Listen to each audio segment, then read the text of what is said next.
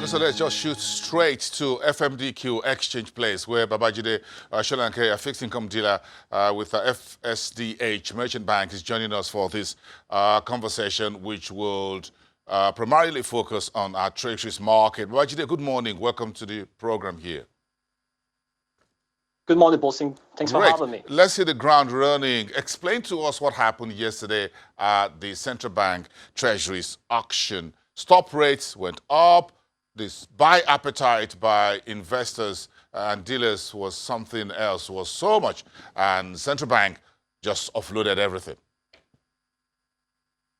Yeah, thanks, Bosun. Like you mentioned, the auction yesterday, which was the primary market auction, saw the central bank offer about 209 billion, and they sold everything. And demand was significantly higher than what the central bank offered, about 370 billion plus. So what has happened is that the central bank is just trying to catch up with the curve. The curve has gone ahead of the central bank in the sense that the market wants higher rates given the premium that they consider to be added onto the risk element as the Nigerian economy continues to face external shock from crude oil price and global trade tension. So what happens is that there's a continuous dilemma in the central bank trying to reconcile achieving, a positive output gap, because we have a negative output gap and a positive inflation unemployment gap. So what happens in that scenario? The central bank intention, to stimulate the economy, to eliminate the negative output gap, to reduce the positive inflation unemployment gap by stimulating the economy via reduction in interest rate is not working because of the risk premium the market considers the Nigerian market should have. We all know what's going on in the international market in terms of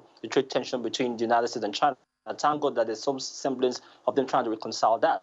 So what has happened, basically, in summary, is that the central bank is just trying to catch up with the curve. The curve is ahead of the central bank.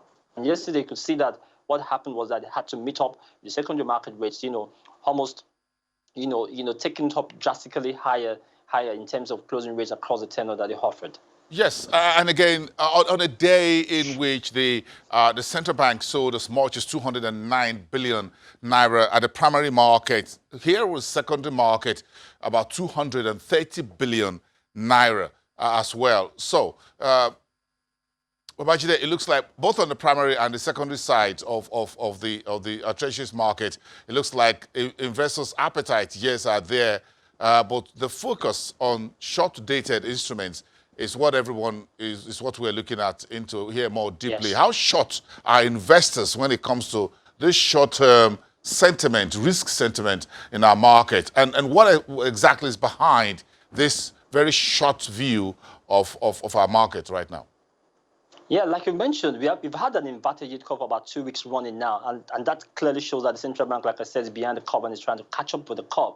So what is happening is that most of the activity in the secondary market has been at the short to the medium term dated securities. Look, when I mean that, I want to situate the position in the treasury bill market, because at the very long haul beyond a year, which is the bond market, there's little no activity for a while right now. So what is happening is that we've seen that inverted yield curve, which means that the risk premium in the economy is going up. Short-term rates are higher than long-term rates, and that is a dangerous situation, because what happens in that scenario from a strict economic analysis is that is a precursor to a recession, because you have short-dated interest rate higher than long-dated interest rate. What it means is that the economy is slowing down. We're going to see a recession down the curve. We don't want to experience that. The central bank doesn't want to experience. That's why it's trying to stimulate the economy by removing the negative output gap. And what that means by negative output gap is that we can allow some level of liquidity in the system. I can say that central bank was allowing about 400 billion to exist in the system before the current risk premium that the market is asking for as oil price began to touch $60 on the average. We all know what the reason was, that okay, we should keep this oil benchmark price below 60. But the National Assembly had its own wisdom, and we can see that tension, we can see that pressure on the exchange rate. So what we continue to see is that the monetary policy tightening will continue, the segmented FX market will continue, and the FX intervention and restriction by the central bank will continue, because the primary focus will continue to be that foreign exchange rate, external prices, and that's what the central bank, and that has informed the central bank decision. You can see what happened yesterday. They had to jack up that rate to attract people, so that they can fund the federal government. However, borrowed yesterday, at the PMA, and what that means is that the central bank is borrowing at a higher rate, which means that interest expense revenue is going to go up again. We're celebrating that it has gone down, which means that the fiscal deficit of government is going to increase, which is a problem along the curve. It's going to further increase the risk premium. So continue to see that short-term scenario because of the volatility in the oil price. So until we pray and we hope that China and the US solves the problem. So when they solve the problem, ultimately we can see a return to economic growth, a higher demand for crude oil, and crude oil price going above 60. The problem is still that fundamental problem of crude oil price. If it yo-yos, Nigerian economy just yo-yos and put the central bank in a dilemma. Yes, I know. A quick one for about 30 seconds. What's your outlook, therefore, in the current market scenario ahead of September interest rate decisions by Nigeria's central bank? but so yeah, you put me in a very tight spot. I remember a colleague of mine asked me that question in the office, and I told him straight up, I would tell you straight up that it's too far away on the curb line. Monetary policy are short-term decisions, are short-term. That's why the Monetary Policy Committee meets every two months. So you putting me on the spot for me to decide what happened about the month's time is unfair. But what I would tell you is that as more data comes in, and more colleagues come on board, so to give me a clearer picture. I'm even sure the MPC members cannot even give you what they will decide now. I know. But just to put everyone in focus and in very sharp focus, to put the September rate meeting on the back of their minds, because it's going to be very key. September is usually very key. July and September very key on MPC decisions calendar anywhere in the world, Nigeria inclusive. Thank you so much, Congratulations. Let me even add that for you. Yes. Let me even add that for you. So the quantum of maturity in terms of OMO maturity coming in from next week. Next week we have about 554 billion naira going to mature in the OMO market, and up to the end of December, we're going to be seeing huge maturity. So interestingly, we would like to see what the central bank MPC will do at September, and we have more 2 more meetings for the end of the year, and we have huge maturities. How they're going to be able to achieve that recovery of weak economic growth by stimulating economic growth, by reducing the interest rate, and also achieving exchange rate stability. That balance is what to see. A lot of head scratching there. Let me allow you guys to sort it out on Market Street. I'm here in the studios. Let us know how things go. Thank you. Babajide Solanke from FSDH Merchant Bank. Let's spare just about 1 minute, and my apologies to Edidong Inwang, our business correspondent, live to us from the stock exchange trading floor, just about a few buildings away from where Babajide's office really is. Edidong, good morning. Stanbic IBTC earnings is the big story I'm sure you're pouring over this morning.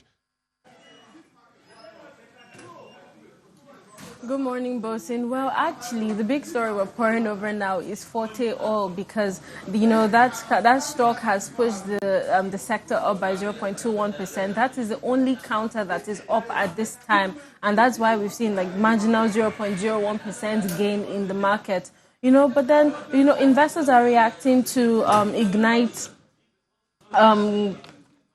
Investments and Commodities Limited, taking over 500,000 shares with 0.04% equity. So yesterday, Forte Oil closed up. Today again, Forte Oil is still up. So, we're still reacting to that. Then again, we've seen a lot of activity around the shares of Zenith Bank. We've seen almost 1 million shares traded at this time. Just before I came on, Zenith Bank, announced the revised date of payment of 30 kobo interim dividend from the 2nd of September to the 4th of September. So I'm sure investors are reacting to that at this time, Bosin. But in other news, EcoBank Transnational Incorporated has announced, the completion of the disposal of shares of International Finance Corporation and funds managed by IFC Asset Management Company in ETI to Arise BV. Now, on the 17th of June, ETI notified the NSE that this was going on, and then now they've come to tell us that it's been completed, and Arise VB, has 14.1% stake in the company. JP Morgan Security PLC was the sole placement agent and the sole advisor in this transaction. Now, for people who do not know, Arise BV is an equity investment, it's an equity investment in financial institutions across sub-Saharan Africa, and it has a combined asset value of over $740 million. I beg your pardon. The company has a mandate to capitalize and stimulate growth across all financial services subsectors, and within the sub-Saharan Africa, with the aim to contribute to the economic growth of the region, and as well make money, or rather achieve long-term investment return on the side. So we're just keeping an eye out on more company news to see how that shapes the market, and we hope that we have a positive trading today. Yeah, let's hope for a positive trading day, and let's see how Stanbic IBTC, ₦1 per share interim dividend. Your market, that market over there loves dividend. You just love the aroma of cash dividend. And very these hard times, if you pay me ₦1 dividend per share, I'm going to like that. I'm sure you like that as well. And our viewers do like that as well. Thank you so much, Edijon. Inweng, yes, I can use that.